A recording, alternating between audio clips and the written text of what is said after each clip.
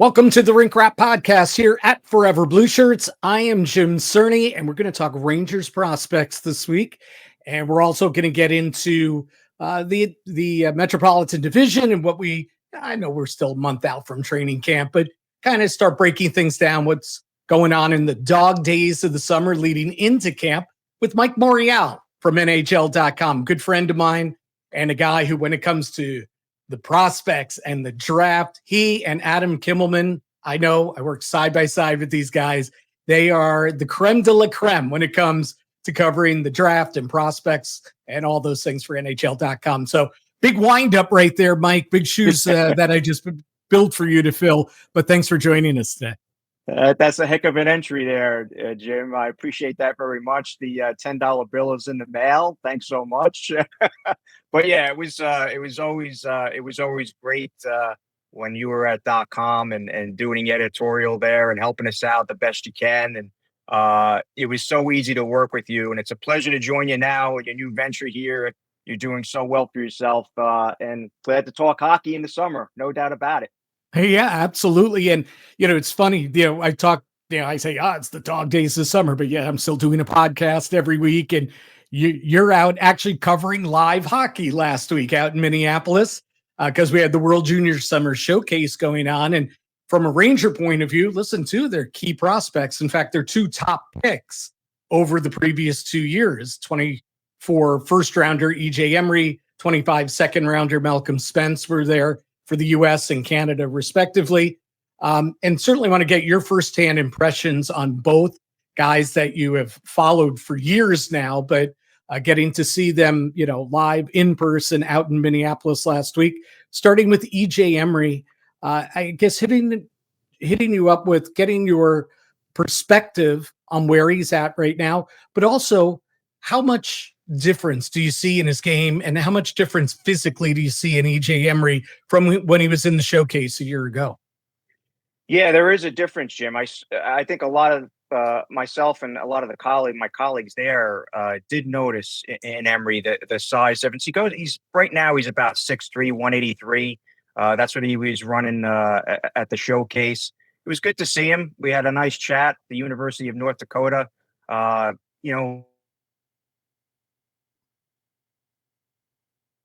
To get physical, a defense first type blue liner, rarely is out of position in what he's doing in his own zone. And he's quite capable of killing penalties as well. And he did some of that at the showcase for head coach Bob Motzko and his staff there. I remember talking to Emery at the combine, and then some of the players prior to his draft and some of the players that went up against him in the United States Hockey League. And a lot of them told me that they considered Emery to be one of the toughest defenders to beat one-on-one in his draft year. So Emery's, he's never going to be known for his goal scoring. I don't think he's scored a goal outside of a showcase setting since 2023. Yeah. But he's just that physical shutdown type player. And he kind of reminds me a little bit, Jim, of Brandon Carlo and what he presents, what he's been able to offer to his teams in the league. So that's interesting. So follow up on that if you can. What specifically, when you watch Emery play, what specifically stands out that you draw the Carlo comparison? Yeah, he's got a high pace to his game, and he likes to get physical. Big, long defenseman, skates really well. He likes to defend and close his time and space really, really quickly. Covers a lot of area with his length, with his speed. Can get that good first pass out, JC, and get the puck up quickly up ice. So he's a real athletic kid, and obviously there's some pedigree there, right? Obviously his dad was born in Louisiana, was a linebacker in the Canadian Football League in the 1980s. Big guy. So he learned a lot of that, how to train, how to prepare in the off season. So his favorite NHL, team, I remember at the draft covering him, was the Canucks at the time, and his favorite player was Keandre Miller. So, there's that type of similar style as well. And he was really good at the combine. I remember he did very, very well. He won 4 events. He finished top 10 in 8 events at the combine.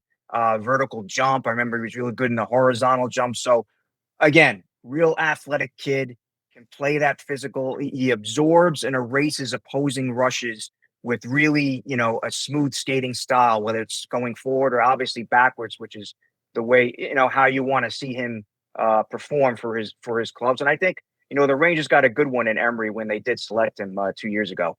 Yeah, I was at that draft as well, and I remember John Lilly of the Rangers talking to us and saying, "Yeah, he's a first round pick, but we view him as this isn't a guy that you're going to see in the NHL in a year or two. We're gonna let him marinate. We're gonna let him develop physically and otherwise." He was one of the younger guys in his draft class. He played as an 18-year-old last year. As an 18-year-old true freshman at North Dakota. In that shutdown role that you discussed, he was facing some of the top forwards in his conference and then throughout the NCAA. And, I know it's up and down. You read some reports and there were good nights, there were bad nights. But to have that experience at such a young age, invaluable, right? I mean, it's almost stating the obvious how invaluable that freshman experience was for him. Yeah, absolutely. Playing in that conference, the competition is fantastic. Every weekend, what EJ had to go up against. Look, he really didn't play the minutes that he would want. But let's face it, he was young coming in. He's going through as you said, they want to marinate him. They want to develop him there, get him a little bit stronger, type of players that he's going to face, bigger, stronger players there. He's a right-handed shot, which is also to his benefit. Those righties looking down the road as a Ranger, they're hard to come by, particularly with his skill set and what EJ has to offer here. But I like what he did his freshman year. Played, maybe averaged a little over 10, 12 minutes, 12 minutes a night, 12 minutes a game. But it was the development. It was the gym work off the ice type stuff, Jim, that I think is really going to benefit EJ down the road here, and particularly into his sophomore year, as he's more accustomed to what the team is going to use him for and how they want to utilize him in particular games against that top tier, college competition every weekend. So I did get a chance to talk to him at the showcase, and that's exactly what he said to me. He says it was a great learning experience for him. And this is a team, the United States team, the U.S. national junior team is a club that he really wants to earn a role on. I thought he did well at the showcase in the time that he was on the ice and what he did present. So it's going to be interesting to see, number one, how he starts the year with the Sioux, and number two, if he's able to maybe get on this team, if he's able to maybe earn a spot on the back end for the United States national junior team. So dovetailing perfectly into what I was thinking for the next question is it almost, on the outside, we look at it and say, well, he almost made the World Junior team last year, the U.S. World Junior team. They went on, of course, the second consecutive gold medal year. But he almost made that team. He was among the final cuts in December. So you think, well, automatically, he's healthy. He's a year older. Yeah, he'll be a lock for the team this year. I don't look at it that way because I don't think anybody's ever a lock until they actually are on the roster. But as you sit now, and you still got months to go before December, and a lot of things can happen. Do you think he's going to be on the team? You think he makes this U.S. squad for the World Junior? Yeah, I think EJ has a real good shot at doing this. One of the things that Bob Motzko said that kind of struck me when I asked him about the returning players. Now, obviously, as you mentioned there, Jim, EJ isn't a returning player, but the fact that he's going into his sophomore year, those kids seem to have an edge on those players that are coming in maybe for the first time, and also his second showcase too. So he's accustomed to what the coaching staff wants to see, how they want you to defend, how maybe you're sometimes put into different roles that you're not accustomed to with your major junior or your college team at the World Junior Championship. And EJ was put into some of those roles, and I thought he did really well. I think it's just a matter of him now showing that he deserves the spot by having a good first start to the season at North Dakota, because that's what Bob Motzko and his staff are going to be looking at. Now we go into that second phase, that second tier of what the coaching staff wants to see out of Emery and all the other defensemen that they invited to the showcase. And that is, okay, We got a chance to show you how you need to perform to make this team. Now we want to see you do it at North Dakota. And if you're able to do that, then you have a good shot. Personally, I think EJ has a real good shot here. So, just as you were talking, we're talking about shutdown defensemen and all that. Before I get to Malcolm Spence, who's obviously not a shutdown defender or a defenseman, it just makes me think of Drew Fortescue, who played, who's a Rangers 3rd round pick, same draft as Gabe Perreault, of course, was on the consecutive gold medal winning teams at the World Juniors. Was he a surprise to you? Like, I've spoken to different people throughout circles, and they said, boy, we didn't know he was going to be that good in that role. Like, in each year, like his freshman and sophomore year, it's his 2 years for the World Junior teams, he played a massive underrated role as the shutdown guy on the left side. I'm just curious, from what you saw pre-draft to what you saw these last 2 World Junior tournaments, if Fortescue was a surprise to you, or you're like, no, I saw that in that guy, or others saw that in the guy too. No, I can't say I had Fortescue, as a lock. I thought he had a shot, Jim, but I tell you, and you know this from dealing with the Olympics. Obviously, we did the 4 nations as well.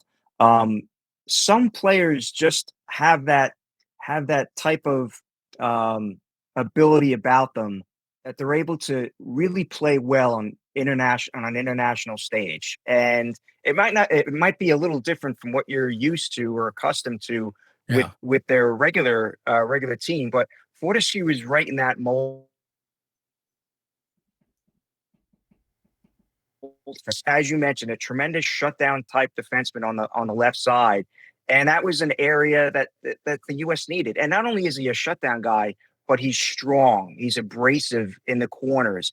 And you have to, in these international events, you have to be careful. Obviously, getting into penalty trouble can really, hurt the team. Because let's face it, I mean, particularly at the World Juniors, special teams play such a huge role in who wins and who maybe advances to the medal round. But Fortescue is one of those guys who knows how to play it physically. And it doesn't always have to be body contact. It can also be the way he uses his stick, the gapping, the positioning. And Fortescue has really mastered that, at the college level, and what he was, how he was able to produce for the United States at World Juniors last year was just phenomenal. And I remember John Van Beesbrook saying, Drew was a major piece on the team and winning that 2nd gold medal. Yeah, Beezer told us the same thing. He really raved about Fortescue. Okay, so back to the World Junior Summer Showcase. The other top Ranger prospect that was there, Malcolm Spence, their 2nd round pick this year, number 43 overall, forward for Canada. I'll tell you what, I saw some highlights. I only see highlights. You see everything that's going on there. But I also read what I could, and I saw, boy, Steve Ellis fell in love with Malcolm Spence at this event. He wrote about him a couple times over at Daily Face-Off about how you just kept noticing him. Even in the inner squad game, he said he stood out because to him it wasn't an inner squad game. His motor didn't know how to turn off or go half speed. It's not his nature. So again, I know that's kind of a big windup. Very curious to see what you saw from him, at the World Junior Showcase this past week. Well, number one, Jim, I love this pick by the Rangers to get Spence in the 2nd round. I had him going in the 1st round, in that 20 to 32 range. So for the Rangers to get him in the 2nd round of the 25 draft, I thought was outstanding. Obviously, he's going to the University of Michigan from Erie.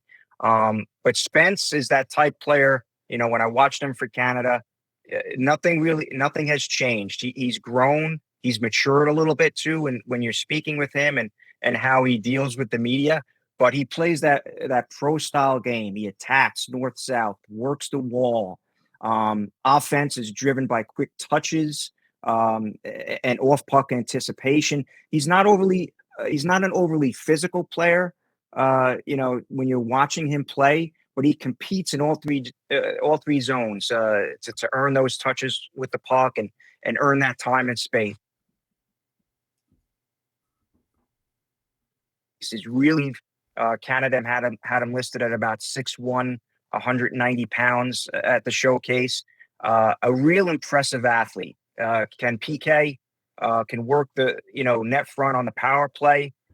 He's a safe bet to be a pro in some capacity, big time in short order after maybe a season or two at the University of Michigan, which I think is a great spot for him, Jim, because he's going to learn to develop and he's going to add that muscle that he needs to add. Obviously, he had a great season in Erie. I believe it was 65 games. He had a little over 70 points, including over 30 goals this year. So this is a kid that I remember talking to scouts, and a lot of scouts telling me that he may not be this player, but they can see some of the skill set in Spence and that of Gabriel Landeskog and how Landeskog drives the play, how Landeskog has no fear when it comes to getting in front of the net and doing the dirty work to help his team score some goals. So love to pick a Spence here. He's going to be a solid pro in the near future. Wow, that's a great, that's a rave report right there. But in the immediate, as Canada puts together their team, and I know a lot of their potential top players for this team weren't even at the showcase, and I say potential because there are guys that could be in the NHL as well, especially at the forward position. I mean, there are a slew of choices for Canada to pick from, but it's intriguing. And again, I revert to what Ellis said. He said that there might be a spot for Spence, might be a fourth line spot, but because of his ability to play a role, as opposed to, sure, you could bring back all these other guys or choose from all these, great offensive talents. But if you're looking to put together a team, there might be a spot for Spence. What's your take on it? You know what, Jim? If you're versatile and can play different roles on a team, if you can scale a lineup, if you can play power play and PK and do all these different things, if a coach can throw you out there, if Hunter can throw him out there the last minute and a half of a game in a tie game or a 1 goal ahead, that's a huge benefit to a player. Spence is that type of guy. So there is no doubt that Canada's managerial team is looking into that type of ability that Spence has. He's someone who you can assign him a job to do it and he'll get it done.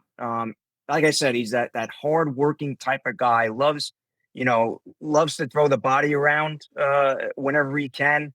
And I do think he's not that's possibly at World Juniors, he could be a top 6 player. I think when he eventually gets with the Rangers, he might be a middle 6 type of player with the role that he's given. But I think for Team Canada, he could become a top 6 player just to give some of those elite players more space to maneuver and do some of the work, offensive work. And Spence is going to be there around the cage to help them out as well. So I think Spence has a real good shot here to make this team. And look, 25 of the invites were first round draft picks for Team Canada at the Summer Showcase. So like you said, there is a lot of talent here, but I think Spence has that advantage of being that versatile player that can play all types of roles. And that's going to be to his benefit. Awesome. So Mike Morreale is not only a draft guru and a prospect guru. Guru's a good word, right? Like, don't you want that on your Wikipedia page? Mike Morreale, guru. Yeah. Right? Yeah. It's sometimes I like the word guru, but sometimes it's like, I'm doing so many other things. Right. I try to keep tabs on these prospects the best I can. Sometimes it gets away from me because of, I guess, like you're going to mention with the Devils and other stuff that's going on. But I guess I appreciate that one, Jim. Guru is good. Guru. I'm going to start writing your Wikipedia page when we're done. If there isn't one already, of course. A man of your stature. There is not. I couldn't pay my daughter enough to write one for me. Yeah, exactly. Well, as you touched on, of course, you covered the Devils as well on a regular basis for NHL.com and certainly well acquainted with the Devils and the Metropolitan Division and all. not a ton of upheaval within the division this year, though, in this offseason, I mean, though a lot of tweaking around the edges by each team. Though the Rangers, of course, did bring in Mike Sullivan as their new head coach. Penguins, had the mutual agreement to let Sullivan go. So, that's a big deal after 10 years in Pittsburgh. Obviously, it's a big deal that he comes to a Ranger team that 2 years ago won the President's Trophy and last year didn't even make the Stanley Cup playoffs. The Islanders, obviously, having the number one overall pick, and we'll see if Matthew Schaefer is going to be in the lineup on opening night. And, but 3 first-round picks, and all of a sudden now, Lou Lamoriello's out, so there's a clearing there. So it seems a lot of the big changes, sure, each team's going to have changes in their lineups and rosters, but some of the bigger changes were front office or coaching staff. That said, I think the one thing the New Jersey Devils need to change that they have no control over is stay healthy. This team stays healthy. That is a hell of a roster over there. I thought this last year too, even before they dropped the puck on the season. You look at it on paper, that is a hell of a roster. Yeah. Now their young kids are now another year older and more mature. But can they ever stay healthy? Will Jack ever play 82 games? Dougie Hamilton? Can this team? That's the wrong question. I was going to say, can this team stay healthy? We don't know. We don't know the answer to that. No. But do you agree? Do you agree that they're the best team in the division? I think they are. I know Carolina's real good. I know Washington. I know the Rangers. I think the Devils are the best team in the division if they stay healthy. What do you think? Yeah, I'm willing to. I can, with confidence, Jim, I can say Carolina, to me, is still the best team in this division because the Devils haven't. I mean, they've faced them twice. I mean, obviously in 23 when they got by the Rangers in the first round and Carolina knocked them out in the second.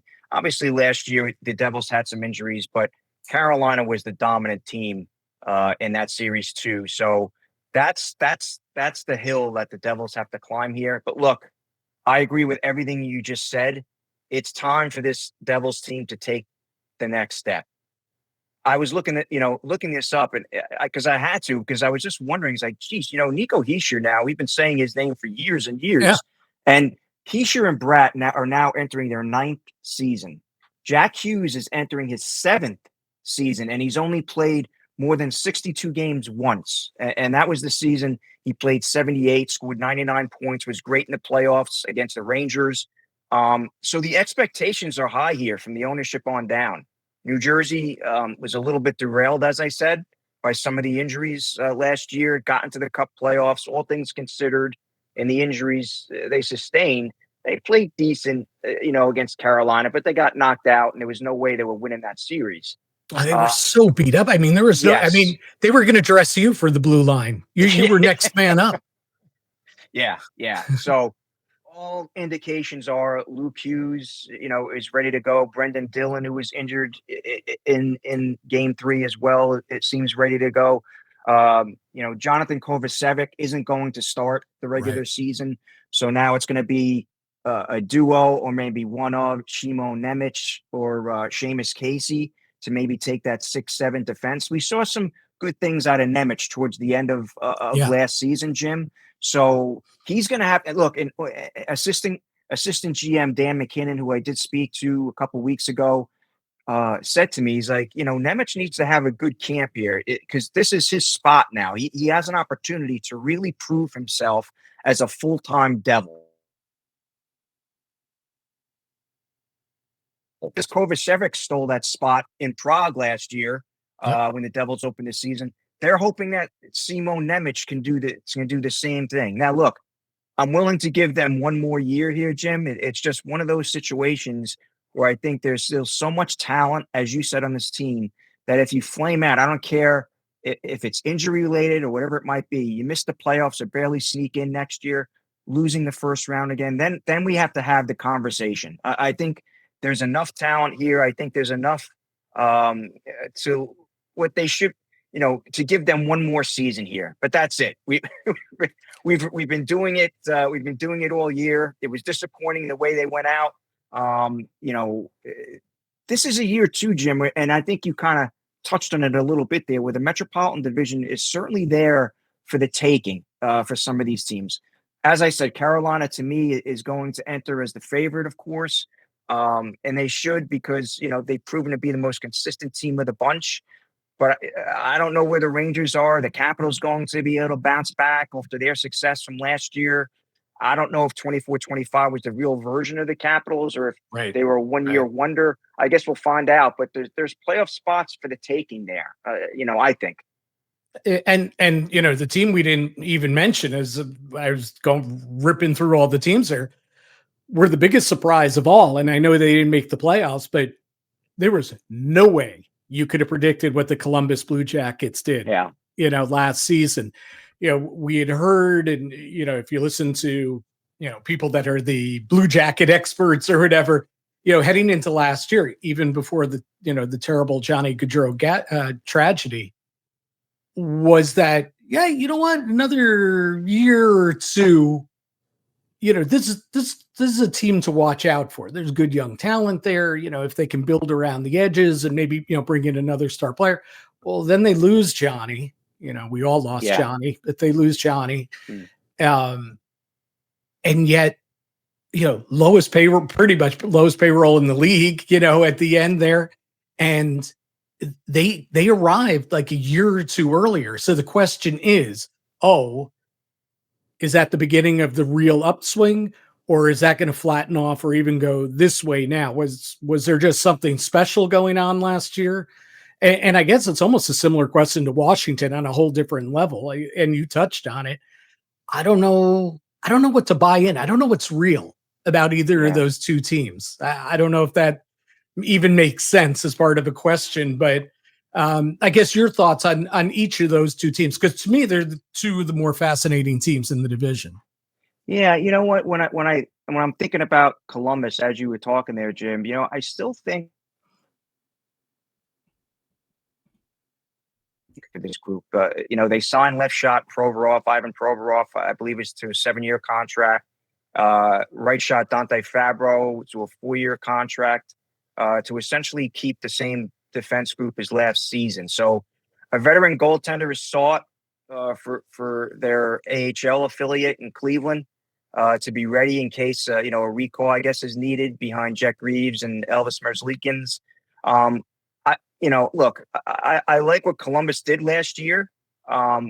Was it, a 1-year, type of thing where you think they had so much emotion entering that season too, right? As you said, with everything that went on with the Gaudreaus and the story there. And they did play well. I mean, they had stretches during the season where they were able to put together, win streaks and keep that level of play up. I know Sean Corrali is a player they lost. Tarasov, their goaltender. JVR is now gone. But I do like some of the players that that are on that club right now, and how they're able, what they were able to do, and maybe how they're able to push to maybe gain that playoff spot. Hey, look, maybe the Metropolitan Division is going to be a division that everyone's going to be looking out for. I mean, everyone says the Atlantic is the one in the Eastern Conference that's so stocked, but the Metro now is once again becoming one of those divisions where obviously good things are going to happen for a lot of these clubs, and maybe the Columbus Blue Jackets will be in that realm. Look, Charlie Coyle is a player. It's coming back to me now. Miles Wood, another player that they're able to pick up. Isaac Lundestrom, the 25-year-old, signed a 2-year contract. So these are good players that might be able to fill in and maybe earn some of those roles, those middle six roles that you need. Everyone has some of those star players, right, Jim? You know this, but it's so valuable to have those middle six guys that are gonna do some of the dirty work. I think of just going back to the Devils for a minute, getting a player like Connor Brown on the offseason and free agency. Right. He's going to be a huge player. I mean, Devils fans may look at it and say, what's Connor Brown? Look, he went to 2 cups with Edmonton. He played such a vital role for the Oilers and what they were able to bring to the table. A PK guy, a guy that's going to do well in the faceoff circle. You need those type players. So We'll see what Columbus, obviously Columbus has to offer this year. I think they're a team that obviously a lot of fans are going to be watching closely, thinking, hey, maybe they can sneak in there and maybe get one of those spots. So I think we're all rooting for Columbus too, deep down, a lot of us to see how well they do. And then for Washington here in the playoffs, maybe center and some forward depth, somewhat what the Devils were looking for. I know they re-signed forward Anthony Beauvillier. He had 5 points in 18 regular season games with the Caps after being acquired from the Penguins. And any other additions will come internally or probably through trades. But they have some players on the cusp that could make some impacts there. Obviously, Ivan Marashchenko was a player that they think very highly of. Yeah. Maybe didn't play as much last year. I think he played a little under 20 games last year, but obviously he was coming off the sickness, and now he seems to be getting back into full strength, full health. So I want to see Ivan really make a big push here. Andrew Cristal, the 20-year-old, who is another player drafted in 2023. I believe he was a second-round pick of the Caps. Another player that could earn a role with this club. And then, obviously they brought in some players. Justin Sardif, the 23-year-old acquired from the Panthers, and Declan Chisholm, the 25-year-old acquired in the offseason, the defenseman there. So they've got some pieces in place here. And obviously, you look at the Tom Wilsons and the Ovechkins, and the goaltending has always been pretty good for the Caps these past few years. So they have pieces in place there. It's just a matter of getting over the hump and maybe getting that scoring depth, maybe more of that 5-on-5 play, which is something just similar to what the Devils need too, to get over that hump and maybe advance another round in the playoffs to maybe make that push to the Stanley Cup. All right, I want to get your thought on one final thing. We'll keep it a minute or less because you're a busy man. Even though it's the dog days of summer, you actually have things to do other than to talk hockey with Cerny, of course. So you keep it to a minute or less, but especially because of, your expertise as a draft guy and everything. I'm sure you have followed Alexis Lafreniere because of him being a number 1 overall pick and because, he plays within the division. Obviously, he's right here in your backyard. You've seen a lot of him, the ups, the downs, the history. Again, a big windup to a question of, is this the year it finally comes together? His age 24 season, is this the year that he finally proves to be a 30-goal guy or a 70-point guy? Or is that 45, 48, 50, 52-point Alexis Lafreniere, is that who he is? Yeah, it's, I want to say, like, after being drafted, and to me, in some ways, and look, he was a top pick, and there's so much expectation put and placed on a top overall pick. I don't care where he's coming from or what the pundits may think of into a situation early in his career where he might have felt a little rushed in what he needed to do or how he wanted to approach the game. But I think last year, Jim, we did see Alexis kind of come into his own, kind of break out of his shell, not having to think about what he needed to do on the ice, but knew where line mates were going to be, how he needed to approach the game off the ice to prepare for the regular season, the grind of a regular season. And I think we saw that a little bit in Lexi and what he needed to do. I think we're looking at a player now that's probably in that, second line role with a Trocheck possibly as a center, a Panarin on the left-hand side. I think Lexi has earned the right, obviously, to play in that top 6 role. And I think we're looking at a player, as long as he can post maybe between 25, 30 goals a year, maybe push to be, become that 50-point player, or maybe even more, that I think he thinks that he can push to become. I think the Rangers will be in good shape. I think it's taken him a little bit. It takes a little. Sometimes it takes a little longer for some of these prospects to develop, no matter if you're a number 1 pick or you're the number 100 pick. So Alexi, I think, is in that phase right now where I saw some good things out of him last year, and I expect him to maybe push to become an even better player in 25, 26. Okay, got it. All right. That is Mike Morreale from NHL.com. Really appreciate you coming and hanging out, sharing your expertise, and just more importantly, it's just fun to see you and catch up again this off season. So thank you for a few minutes today. It's been great, Jim. Enjoy the rest of the summer, buddy. Glad to be on with you.